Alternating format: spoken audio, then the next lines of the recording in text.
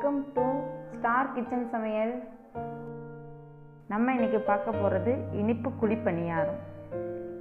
இப்போ நம்ம பணியாரத்துக்கு தேவையான பொருட்கள் என்னென்னு பார்க்கலாம். அதுக்கு முன்னாடி நம்ம சேனலை லைக் பண்ணுங்கள், சப்ஸ்கிரைப் பண்ணுங்கள். இப்போ பணியாரத்துக்கு தேவையான பொருட்கள் என்னென்னு பார்ப்போமா. நாட்டு சர்க்கரை 1 கப், பச்சரிசி 1 கப், வெந்தயம் 2 ஸ்பூன், இட்லி அரிசி 1 கப், உளுந்து 3/4 கப். இந்த தேவையான பொருட்கள் எல்லாத்தையும் 4 மணி நேரத்துக்கு முன்னாடியே ஊற வச்சு நம்ம ஆட்டி வச்சுக்கணும். மாவு புளிச்சிடுச்சான்றதை நம்ம பார்த்துட்டு அதுக்கப்புறம் சர்க்கரையை சிறிதளவு தண்ணி விட்டு நம்ம பாவு காய்ச்சிக்கிறோம். பாவு காய்ச்சினதில் கல் தூசி எதுவும் இருக்கலாம், அதனால் வடிகட்டி வச்சு நம்ம வடிகட்டி மாவில் ஊற்றிக்கிறோம். மாவை நல்லா கலந்து விட்டுட்டு இப்போ நம்ம பணியாரம் ஊற்றலாம்.